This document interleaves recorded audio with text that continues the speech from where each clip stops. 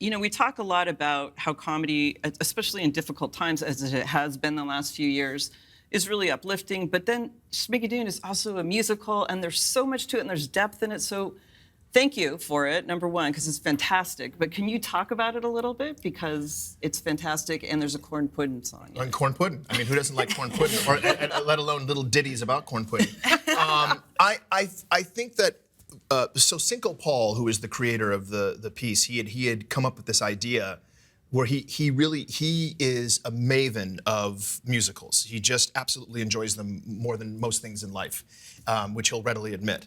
But he had written something about Schmigadoon, or about Brigadoon, the original musical Brigadoon from the 50s, about these two guys that find this magical place that only appears every 100 years, and then they spend time in this place.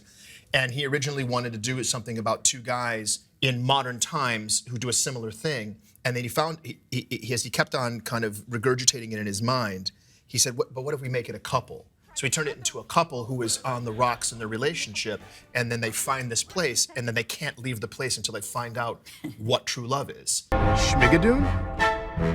Welcome to our little town, Where friends are all you meet. Must be something they do for tourists. Hey, everyone! Hey there, Pete! Can we go now? I'm a sucker for high concept stuff.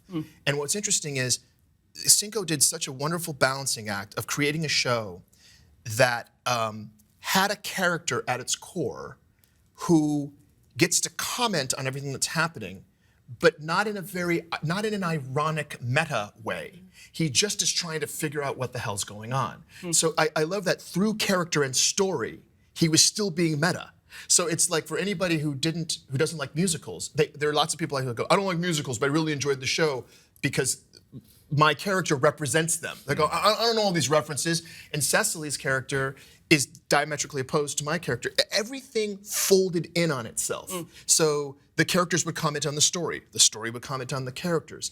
It created this kind of theatrical quasar. It just kept on getting more and more dense, and everything related to everything else. It was, I think that Cinco's quite brilliant for being able to be this adept at doing something like that. Right. Nothing in the piece was out of place, and it was really fantastic.